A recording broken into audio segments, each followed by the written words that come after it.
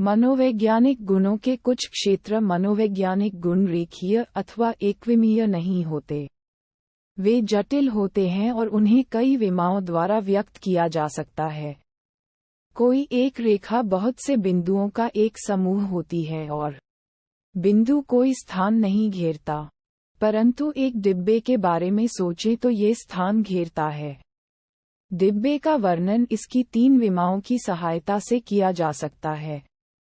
ये 3 विमाएं हैं इसकी लंबाई, चौड़ाई तथा ऊंचाई।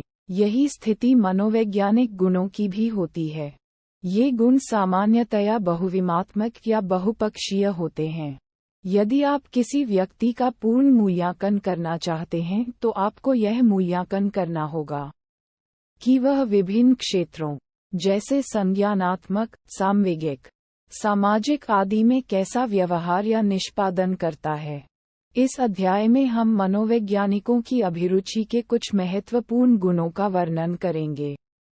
इन गुणों का संवर्गीकरण मनोवैज्ञानिक साहित्य में उल्लिखित अनेक प्रकार के मनोवैज्ञानिक परीक्षणों पर आधारित है।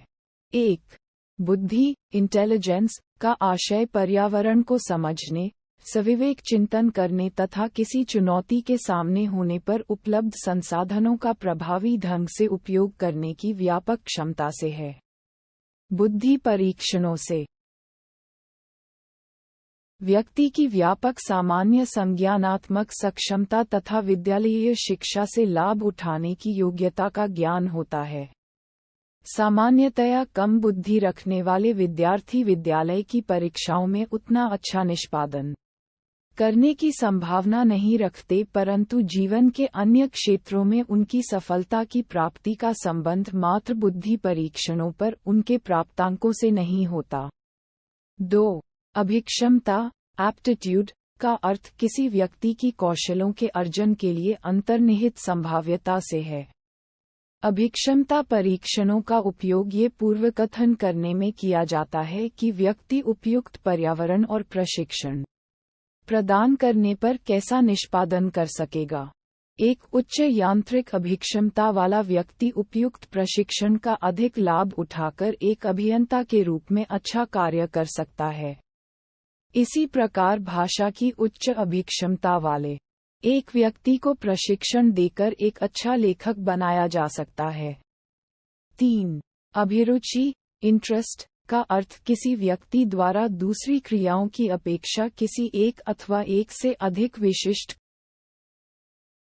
विशिष्ट क्रियाओं में स्वयं को अधिक व्यस्त रखने की वरीयता से है।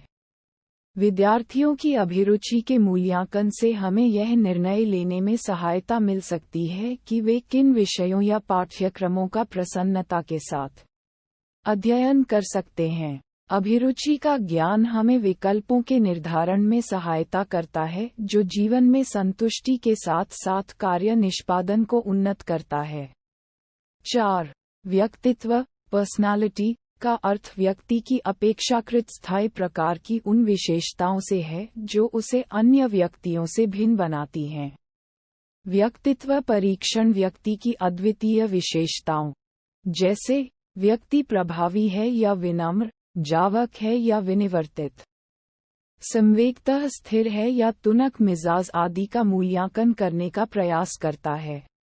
व्यक्तित्व मूल्यांकन हमें किसी व्यक्ति के व्यवहारों की व्याख्या करने में सहायता प्रदान करने के साथ साथ ये पूर्वकथन करने की क्षमता प्रदान करता है कि व्यक्ति भविष्य में कैसा व्यवहार करेगा। 5. मूल्य, वैल्यू, आदर्श व्यवहारों के संबंध में व्यक्ति के स्थायी विश्वास होते हैं। व्यक्ति के मूल्य उसके जीवन में व्यवहारों के लिए एक मानक निर्धारित करते हैं और उन्हें निर्देशित करते हैं। मूल्यों द्वारा ही व्यक्ति दूसरे व्यक्तियों के व्यवहारों के औचित्य का मूल्यांकन करता है। मूल्यों के मूल्यांकन में हम किसी व्यक्ति में प्रभावी मूल्यों का निर्धारण करते हैं। उदाहरण के लिए मूल्यांकन द्वारा हम ये जानना चाहते हैं कि किसी व्यक्ति में राजनीतिक, धार्मिक, सामाजिक, आर्थिक आदि मूल्यों में से कौन सा मूल्य उसके व्यवहार को निर्देशित करने हेतु प्रभावी रहता है।